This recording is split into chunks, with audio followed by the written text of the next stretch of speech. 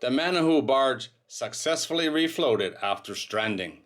This is from RNZ and it was published on September 6, 2024. Westland Mineral Sands said a specialist operation started at low tide around 6:30 a.m. with fresh water, food, and supplies delivered to the 11 crew on board.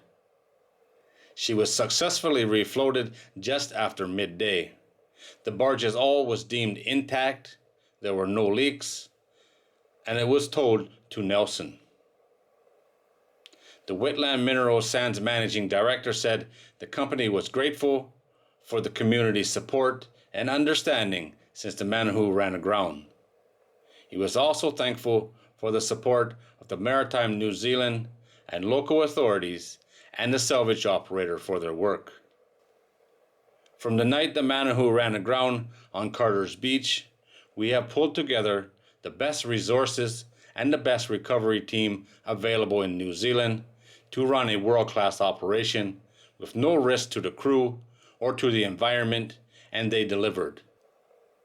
On Friday morning, salvage crews used excavators to retrieve the anchors from the vessel and discharged all ballast to prepare for recovery.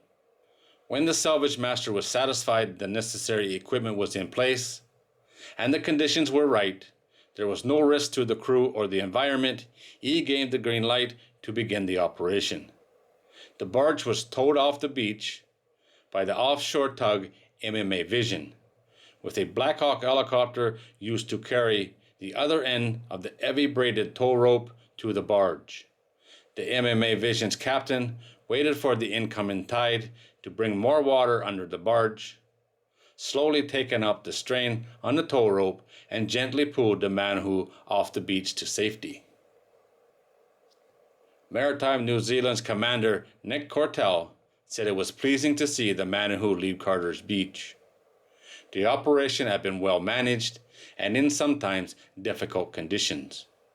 Maritime New Zealand's role was to lead the government's national level maritime response, monitoring salvage plans to ensure they were safe and compliant.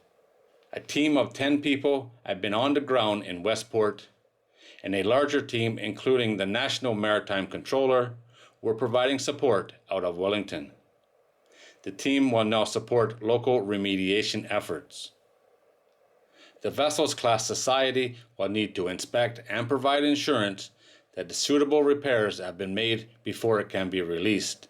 Maritime New Zealand previously said the stranded barge had some deficiencies when it was inspected upon arrival in the country in July, but it did not believe they were factors in the grounding. The Manahau had been detained in Nelson until the deficiencies were rectified by the operator.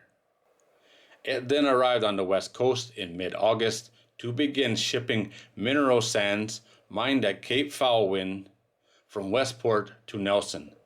A Maritime New Zealand investigation is underway into the incident, and the Transportation Accident Investigation Commission has opened an inquiry into the grounding. The TAIC Acting Chief Investigator of Accidents, Lois Cook, said the team of investigators would inspect the vessel, recover the ship's records, interview the crew, authorities, and other witnesses. A protection order has been issued to preserve and protect evidence, including electronic data from the vessel, such as voyage and voice data, engine room logs, CCTV, and logbooks. It would also protect onboard equipment including propulsion, power supply, and anchor systems.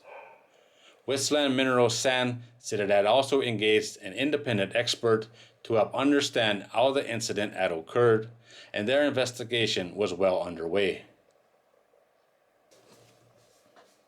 They finally got her off the beach. It did take a few days, but it's done. Some cleanup to do, but nothing too serious. I'm sure the locals are glad to see her gone.